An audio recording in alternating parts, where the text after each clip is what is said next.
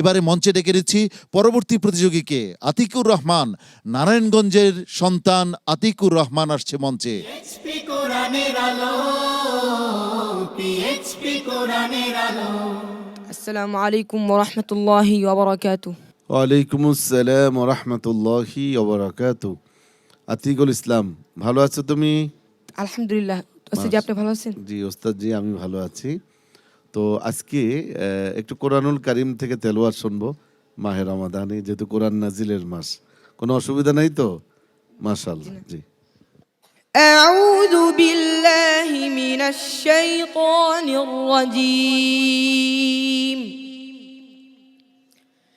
বিসমিল্লাহির রহমানির রহিম।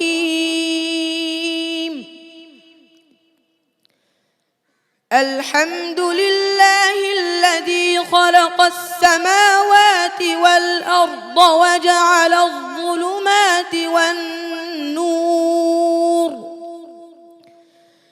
সুম্মাল্লাযীনা কাফারু বিরাব্বিহিম ইয়া'দিলুন।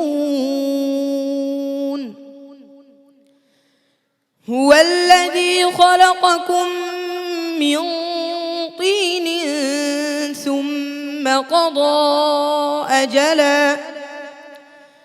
وأجل مسمى عنده ثم أنتم تمترون. وهو الله في السماوات وفي الأرض يعلم سركم وجهركم ويعلم ما تكسبون. وما تأتيهم من آية من آيات ربهم إلا كانوا عنها معرضين.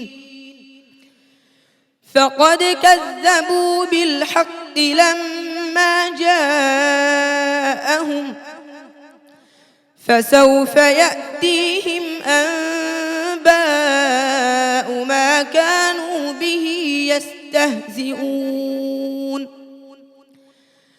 ألم يروا كم أهلكنا من قبلهم من قرن مكناهم في الأرض ما لم نمكن لكم وأرسلنا السماء عليهم مدرارا وجعلنا الأنهار تجري من تحتهم فأهلكناهم بذنوبهم وأنشأنا من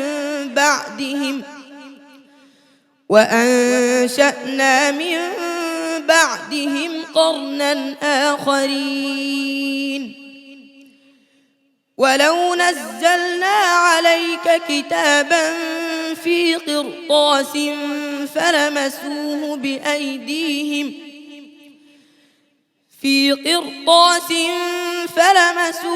بأيديهم لقال الذين كفروا إن هذا إلا سحر مبين. حسبك. صدق الله مولانا العظيم.